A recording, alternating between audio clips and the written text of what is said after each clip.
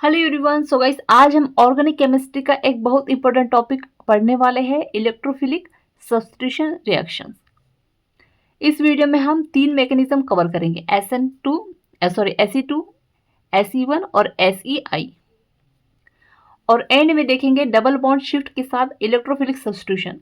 ये topic reaction mechanism समझने के लिए बहुत इंपॉर्टेंट है, इसलिए वीडियो को एंड तक देखना जरूर देखिएगा। तो चलिए देखते हैं आगे। और एमएससी केमिस्ट्री ऑल सेमेस्टर के नोट्स परचेस करने के लिए आप मुझे व्हाट्सएप पर मैसेज कर सकते हो, डिस्क्रिप्शन व्हाट्सएप में शेयर कर दिया है। तो सबसे पहले बेसिक कॉन्सेप्ट को समझते हैं, इलेक्ट्रोफाइल क्या होता है। इलेक्ट्रोफाइल इसको प्रेजेंट करते हैं इस तरह से, ठीक है। इलेक्ट्रोफाइल मतलब होता है इलेक्ट्रॉन लेने वाला, ठीक है। इलेक्ट्रॉन लेने वाला होता है और ये इलेक्ट्रॉन रिच एरिया पर अटैक करता है, ठीक है। इलेक्ट्रोफाइल क्या होगा, इलेक्ट्रॉन लेने वाला जो होता है उसको कहते हैं इलेक्ट्रोफाइल, और ये इलेक्ट्रॉन रिच एरिया पर अटैक करता है। इलेक्ट्रॉन रिच कौन होता है? इलेक्ट्रॉन रिच होता है pi bond, double bond, alkene aromatic system. जब इलेक्ट्रोफाइल किसी एटम पर रिप्लेस करता है तो उसे यूज करते हैं, उसे कहते हैं इलेक्ट्रोफाइल सब्स्टिट्यूशन रिएक्शन। आ रहा है समझ में? एक बार फिर से देखिएगा, जब इलेक्ट्रोफाइल किसी एटम पर रिप्लेस करता है तो उसे कहते हैं इलेक्ट्रोफाइल सब्स्टिट्यूशन रिएक्शन। मैकेनिज्म के बेस पर इलेक्ट्रोफाइल सब्स्टिट्यूशन को तीन पार्ट में डिवाइड किया जाता है। सबसे पहले Fe2 जिसको कहते हैं बाइमोलिकुलर इलेक्ट्रोफिलिक सब्स्टिट्यूशन, Se1 जिसको यूनिमोलिकुलर इलेक्ट्रोफिलिक सब्स्टिट्यूशन, और Sei जिसको इंटरनल इलेक्ट्रोफाइल सब्स्टिट्यूशन कहा जाता है, ठीक है, मैकेनिज्म के आधार पर, ठीक है। आगे देखिएगा।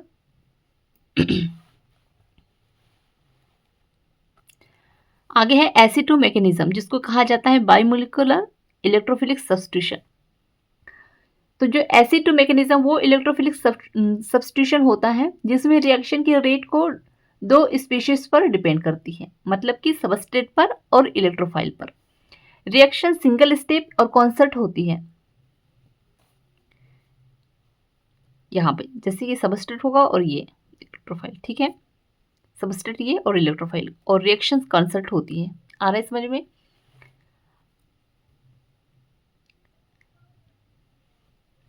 रेट होगा इसका के और सबस्ट्रेट इलेक्ट्रॉन। अब देखते हैं इसका आगे मैकेनिज्म। तो स्टेप 1 में होगा इलेक्ट्रोफिल पाई इलेक्ट्रॉन या कार्बन पर अटैक करता है। स्टेप 2 में लिविंग ग्रुप सेम टाइम निकल जाता है, और स्टेप 3 में होगा न्यू सब्स्टिट्यूशन प्रोडक्ट बन जाता है। यहाँ पे जो बॉन्ड फॉर्मेशन बॉन्ड ब्रेकिंग एक साथ होती है, क्या होगी? बॉन्ड फॉर्मेशन और बॉन्ड ब्रेकिंग एक साथ होगा। एग्जाम्पल के लिए Ac2 का एग्जाम्पल मिलता है एक्टिवेटेड एल्केन्स में इलेक्ट्रोफिलिक सब्स्टिट्यूशन। आगे देखते हैं।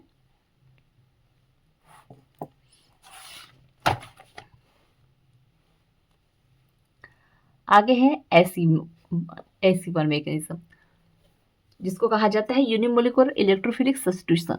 तो इसका डेफिनेशन समझेंगे पहले। Ac1 मैकेनिज्म वो इलेक्ट्रोफाइल सब्स्टिट्यूशन होता है जिसमें रिएक्शन की रेट सिर्फ सबस्ट्रेट पर डिपेंड करती है, ठीक है। जो इलेक्ट्रोफिलिक सब्स्टिट्यूशन होता है उसमें जो रेट होगी वो केवल किस पर डिपेंड करेगी? सबस्ट्रेट पर डिपेंड करेगी, और रिएक्शन स्टेप वाइज होती है। इसका रेट के और ये सबस्ट्रेट पर डिपेंड करेगा। इसकी मैकेनिज्म की बात करें तो लिविंग ग्रुप निकल जाता है, कार्बोकेशन या पाई कॉम्प्लेक्स बन जाता है। अब स्टेप 2 में होगा इलेक्ट्रोफिलिक सब्स्टिट्यूशन पर अटैक करता है, और स्टेप 3 होगा यहाँ पर फाइनल सब्स्टिट्यूशन प्रोडक्ट बन जाता है। इसका एग्जांपल देखेंगे तो Ac1 रिएक्शंस ज़्यादातर स्टेप कार्बोकेशन इंटरमीडिएट्स के थ्रू होती है। अब आता है Ac1 मैकेनिज्म जिसको कहा जाता है internal electrophilic substitution. Ai mechanism वो इलेक्ट्रोफाइल सब्स्टिट्यूशन होता है जिसमें इलेक्ट्रोफाइल सेम मॉलिक्यूल के अंदर से अटैक करता है, ठीक है, और I का मतलब होगा यहाँ पर इंटरनल, ठीक है। जो इलेक्ट्रोफिलिक होगा सब्स्टिट्यूशन होता है SI, वो क्या होता है जिसमें इलेक्ट्रोफाइल सेम मॉलिक्यूल के अंदर से अटैक करेगी। ठीक है, अब इसको आगे देखेंगे मैकेनिज्म के तौर पर तो हमको अच्छे से समझ में आएगा।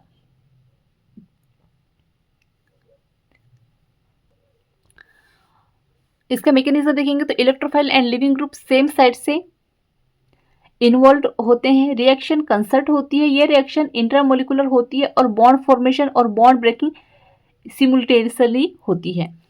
ठीक है, यहाँ पे आगे देखिएगा।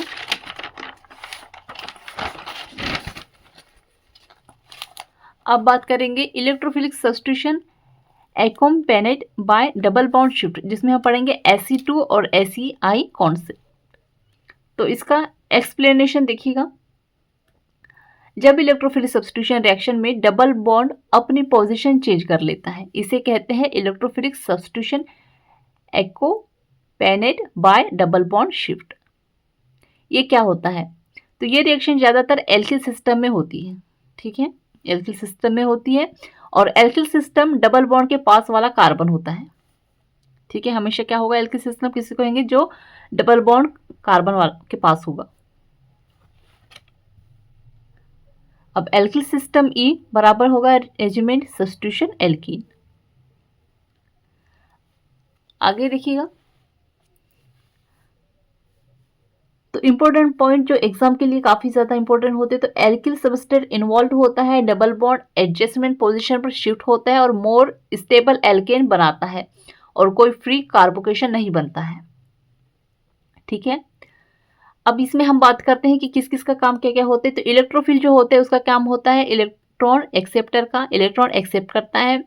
SE2 का काम होता है बायोमोलिकुलर और सिंगल स्टेप में होगा ये। SE1 यूनिमोलिकुलर और स्टेप वाइज होता है और SEI जो होता है वो इंटरनल सेम साइड अटैक करता है। और जो डबल बॉन्ड शिफ्ट होगा वो क्या करेगा, एल्किल सिस्टम में होता है। अगर आपको वीडियो हेल्पफुल लगी हो तो लाइक ज़रूर करें, कमेंट करें और चैनल को सब्सक्राइब जरूर करें।